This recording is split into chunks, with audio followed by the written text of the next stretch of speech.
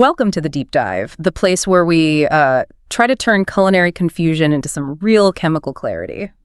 Today, we're looking at something you probably just grab off the shelf, those really thin wrappers for spring rolls, egg rolls, rice paper rolls. We're settling the debate. What is actually different between a spring roll wrapper, an egg roll wrapper, and that super delicate see-through rice paper? Yeah, they look kind of similar, maybe. But the minute you check the ingredients, you see they're totally different beasts. And it's not just like a regional thing. It's pure food chemistry. Different starches, different proteins, the ratios, they're all engineered for specific ways of cooking or, prepping. Right, and that's our mission for this deep dive. We're digging into the sources to give you really precise info so that you, our listener, can look at a recipe and know instantly which wrapper you need for the texture you want, or if you're watching your diet, or how you plan to cook it. Think of it as a shortcut, to understanding these kitchen staples. Absolutely. And if there's one thing to take away right from the start, it's this. It almost all comes down to the base. Is it wheat or is it rice? Because that one fact decides if it needs hot oil to transform or just a quick dip in some warm water. Okay, so let's unpack that, this core divide, wheat versus rice. Because like you said, that dictates pretty much everything about how the wrapper works. You've got your wheat-based ones. They're really designed for frying, right? High heat. And then the rice-based ones, rice paper, mainly for fresh stuff. Exactly. And what's neat about the wheat ones is how, efficient they are. It's basically just wheat flour, water, and salt. The absolute key, though, is developing the gluten, that protein structure in the wheat. That gives it the stretchiness, the elasticity, which lets them roll it out incredibly thin. Our sources say less than a millimeter thick. Wow, less than a millimeter. That's like thinner than cardstock, easily. Right. And I was surprised the sources mention a specific protein level, 10 to 12%. Didn't realize it was that precise. Oh, yeah. They need that high protein, that strong gluten network. Otherwise, making it that thin, it would just tear instantly. Yeah. And commercially, they do add a couple of things. A little bit of palm oil sometimes for pliability. And cornstarch is crucial just to stop those super thin sheets from sticking together in the pack. Makes sense. Okay, now contrast that with rice paper. Totally different world, composition, use. Right. These are your go-to gluten-free option, mostly rice flour, like often over 80%. Yeah. But here's the thing. If it was just rice flour, it'd be super brittle, crack super easily. That's why the real game changer, the sources really stress this, is adding tapioca starch. Usually around 10, maybe 15%. Tapioca starch. That's the magic ingredient then. Because without gluten, you need something for flexibility, right? For that chewiness. Exactly. It holds it all together once you hydrate it, gives it that pliability. And this chemistry, it links straight to how you prep them. Totally. Wheat wrappers start soft, need that hot oil frying to get crispy and thin. Rice paper, though, needs rehydration. You have to give that quick dip, just seconds, in warm water. That activates the tapioca starch, turns it from stiff and opaque to pliable and translucent, ready to roll right away. Okay, so bottom line for this part. If you want crunch, flaky layers, you need wheat and you need to fry it. If you want something light, delicate, maybe see-through for fresh rolls, it has to be rice paper and you have to hydrate it first. First, big difference, nailed down. All right, so if wheat versus rice is the big split, the next level of confusion is spring roll versus egg roll wrappers. This gets tricky because, they're both wheat-based, right? Both usually fried, so you have to look even closer. What's the single ingredient difference? Yeah, this is a really cool detail. Spring roll wrappers, they stick to that basic formula. Wheat flour, water, salt. That's it. But egg roll wrappers, clues in the name, they deliberately add egg to the dough. And that one ingredient changes, quite a lot actually. Gives it that yellowish color, adds fat, more protein. But the biggest physical difference, according to what we read, is the thickness. Oh, it's huge. And people often miss it. Spring roll wrappers are paper thin, remember, under 1 millimeter. Egg roll wrappers are built tougher. They're more like 1.5 to 2 millimeters thick. That's a noticeable difference when you handle them, and especially when you fry them. Think like regular paper versus maybe like cardstock. And the size usually follows that too, right? Yeah. Egg roll wrappers tend to be bigger, like 7 by 7 inches, maybe even 9 by 9. Makes sense if they're meant for bigger, wetter fillings, cabbage, cooked meat stuff that might tear a thinner wrapper. Exactly. That thickness and the extra fat from the egg, it totally changes how they perform in the fryer. The egg roll gets this bubbly, chewy texture. It's much crunchier, but a denser crunch. Robust. The spring roll wrapper, being so thin, just shatters. It becomes incredibly light, airy, flaky. Okay, so egg roll sounds like it wins for toughness, holding fillings, but there's a big trade-off, isn't there? Especially if you're thinking about health. that thickness, the extra fat, it makes them soak up way more oil. The sources actually put a number on it, and yeah, it's pretty striking. Egg roll wrappers absorb about 30 to 50% more oil than the standard thin spring roll ones when you deep fry them. And get the chewiness, the sturdiness, sure.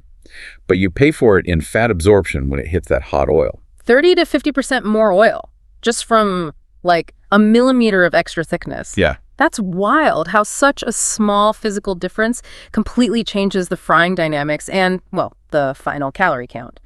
Definitely something to think about if you're planning to deep fry. Yeah, that trade-off perfectly leads us into the nutrition side. Let's forget the cooking for a second. Just the raw wrappers, straight out of the package. Who wins the health halo? Baseline. Rice paper, easily. Lowest calories, typically just 20 to 35 per wrapper. But the really big difference is sodium. Rice paper's super low, maybe 20 to 40 milligrams. Okay, and the wheat ones, calories are kind of similar, right? 25 to 35. But, and this goes back to the chemistry, needing salt for the gluten, they pack way more sodium, like 3 to 5 times more, around 100 to 150 milligrams. Exactly. That salt is functional in the wheat dough. And then the egg roll wrappers, because of that added egg fat and protein, they start out highest on both counts, maybe 30 to 45 calories, and sodium can push up towards 180 milligrams sometimes. But okay, hold on. All this baseline stuff, it almost doesn't matter once the hot oil gets involved, does it? What does deep frying actually do to these wrappers nutritionally? Oh, it's a massive shift, like dramatic. The data we looked at shows deep frying adds somewhere between 50 and 100 calories, plus 5 to 10 grams of fat per wrapper.